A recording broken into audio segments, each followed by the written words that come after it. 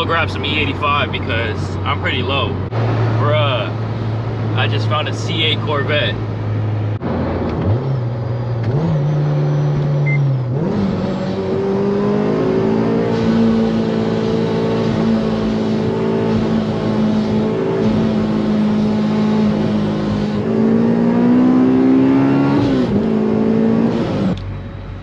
I literally just seen a sign right now. It said $5.19 for E85.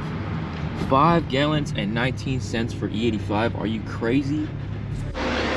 Best believe I'm not gonna fill up my tank. I'm about to put like 1 or 2 gallons.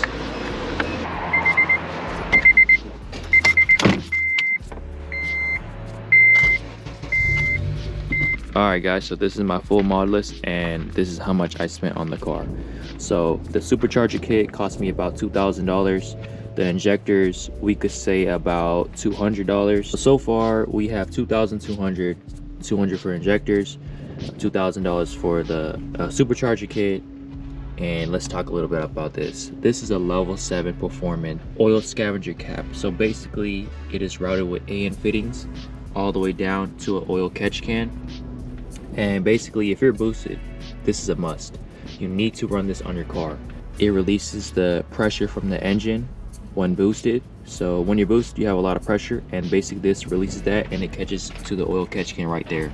So if I recall, this was about 120. This is a max speeding route oil catch can, by the way. I love this catch can because it came with all the AN fittings. Max speeding route actually took care of me on that. So I got that for free with the AN fittings. But the Scavenger oil cap was about 120. The 105mm supercharger pulley was about $100. Crank pulley upgrade was about, I don't know, maybe about $80. So far, boys, we have spent a total of $2,500 on the car and we're still not done. Another thing that I did was the clutch. So the clutch costed me about $340. It is an Action Stage 3 clutch. If you're looking for hookups on clutches, I definitely recommend Action Clutch. I actually have a discount code in the description below. Another thing that I bought was an Nvidia Q300 Catback exhaust. So this Catback exhaust costed me about $450. This is a used one, so yeah, it's definitely on the higher end, but it was well worth it because I couldn't find this exhaust anywhere, as you can see right here. And the header back here, actually you guys won't be able to see it, but I have a Skunk 2 Alpha header. That costed me about $400 used, but it was basically brand new. He never even opened it. So in total I spent about right around $3,690 for all the aftermarket stuff that I did to the car. Actually, I forgot to bring it up to you guys. I actually have a Mishimoto radiator, Mishimoto fans, and a Mishimoto thermostat. So let's just say that ran me about $700 more. So that is $4,400 in total that I spent on the car. So I spent right around the 4,000 mark on everything that's done to the car. Supercharger, cooling system, injectors, clutch, and all that stuff.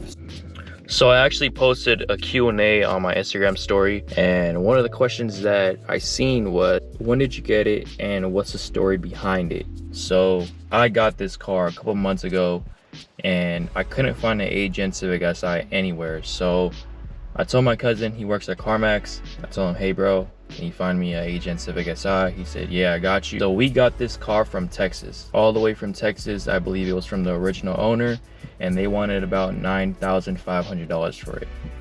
Another question that I seen was, what's your mile per gallon on E85? And if I'm cruising on the highway on full E85, I am probably getting about 21 miles to the gallon. Right about there. I mean, if I'm honestly going like 60, 65, I'm probably getting a little bit more, but it's not too bad considering it's on E85 and boosted. Another question that I got was, is this a good first car? An 8 Gen Civic Si? All I have to say is yes, it is a perfect first car because your parents would definitely approve on a Honda Civic. I'm pretty sure they don't know the potential of boosting it and stuff like that. So later down the line, if you have the funds, you could definitely buy a supercharged kit or maybe even a turbo kit, and you could reliably push around 400 to the wheel. Another person asked, what oil do you use and why? So I use 5W30, fully synthetic. I probably use Mobil 1 or Pennzoil, one or the other, but I just make sure I change my oil no more than 1,500 miles. Another person said, you finna do any cosmetic stuff to it? I am not gonna do any cosmetic stuff to it. This is a sleeper build. Maybe I'll get some lowering springs or lower it just a little bit, but I mean, the goal is for this car to be a total sleeper. As for wheel horsepower, I assume I'm pushing about 380 to 400 on this setup. I am not too sure if I'm being completely honest with you guys, but we're gonna definitely hit the dyno and see how much horsepower numbers I'm pushing. Once we do some runs with this car, I'm definitely gonna put a smaller supercharger pulley on, and that'll probably be the final setup for this car. I do not want to blow its engine up, but if it does blow up, I'm gonna put a K24 in there. So someone actually asked, what's the difference between the sleeper Civic Si and the black Civic Si that I have? So the difference between the two is this car is much slower than the black one. So the black one's much more faster. It has a fuel return system. It has a much smaller pulley. The car is probably pushing about 500 to the wheel, while this one is pushing about 380, 390, or maybe 400 to the wheel. I love this car so much because it has AC. Such a relief.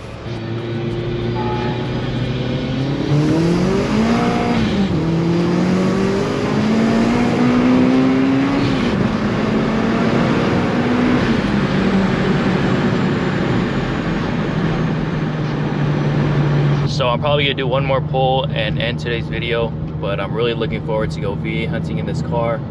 But lately I just haven't had the opportunity to do so, but coming soon we will.